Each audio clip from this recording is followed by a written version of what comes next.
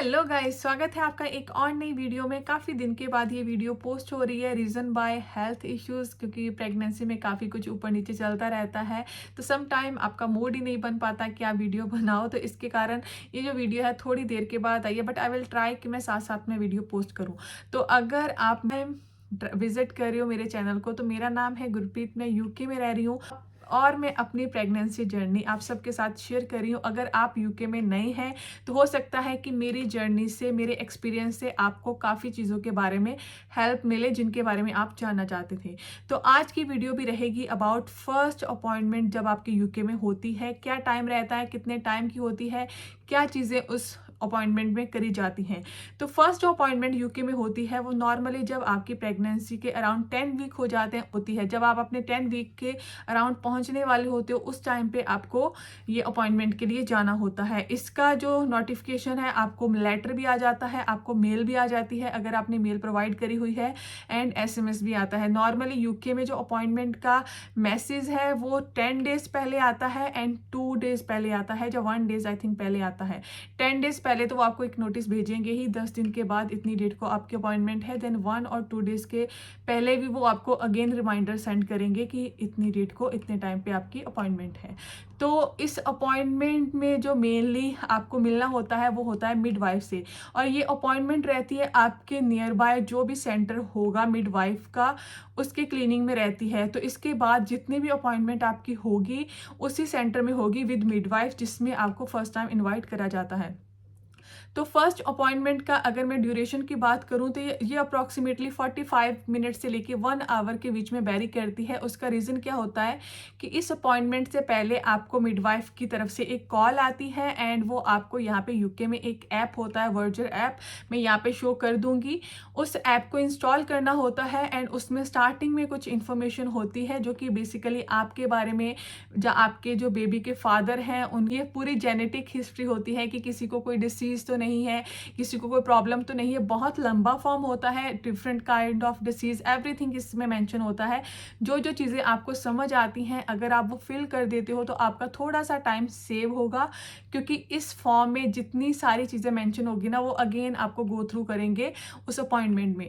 तो इसको सेटअप पहले ही मिडवाइफ करवा देती है आपके ऐप का। अगर तो आप कर लेते हो तो आपका थोड़ा टाइम सेव हो जाएगा। अदरवाइज अगर आपने नहीं भी करा है तो फर्स्ट अपॉइंटमेंट में वो आपको ये ऐप सेटअप करके देंगे।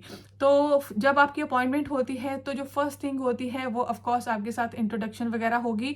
तो उस ऐप में सेम उनके सिस्टम पे भी सेम क्वेश्चनरीज होती हैं, तो वो एक बार गो थ्रू करेंगे सारे के सारे क्वेश्चन में, सारी जो भी आपकी हिस्ट्री होगी बैक वो चेक करी जाएगी, आपके बारे में इंफॉर्मेशन ली जाएगी, आपके स्पाउस के बारे में इंफॉर्मेशन ली जाएगी। तो काफ़ी लोगों ने मुझे इंस्टाग्राम पे एक मैसेज करा था कि क्या हमारे स्पाउस का होना हमारे साथ इम्पॉर्टेंट होता है हमारी फर्स्ट अपॉइंटमेंट में। तो ऐसा कुछ मैंडेटरी नहीं है कि आपके स्पाउस आपके साथ जाएं, पर अगर आपके साथ वो जा सकते हैं, पॉसिबल है तो अच्छा है, आपको थोड़ी सी सपोर्ट मिल जाती है। फर्स्ट अपॉइंटमेंट होती है, कुछ लोगों को समझ नहीं आता कि कहाँ पे कैसे जाना होता है, तो उस केस में आपको सपोर्ट मिल जाती है, बट अदरवाइज उनका कोई इतना काम नहीं होता। उसके बाद आपका चेक करा जाता है बीपी, जो कि हर अपॉइंटमेंट में नॉर्मली करा जाता है। आपका बॉडी वेट चेक करा जाता है ताकि आपका बीएमआई निकाला जा सके। उसके अलावा आपसे यूरिन का सैंपल लिया जाता है। आपको पहले भी ये चीज़ मेंशन हो जाती है जब आपको लेटर आता है कि अगर पॉसिबल हो तो अपना यूरिन का सैंपल लेके आएँ, पर अगर नहीं भी आप लेके जा पाते तो आपको वहाँ से जो कंटेनर है वो मिल जाता है, एंड वहीं का हॉस्पिटल का वॉशरूम यूज़ करके आप उसे वहीं पे सबमिट कर सकते हो, कोई इशू नहीं आएगा। अगर आपने नहीं भी करा तो मिडवाइफ आपको टाइम दे देगी कि yes you can do now. तो उसके बाद ये सारी चीज़ें चेक करी जाती हैं, एंड मेनली आपका ब्लड लिया जाता है।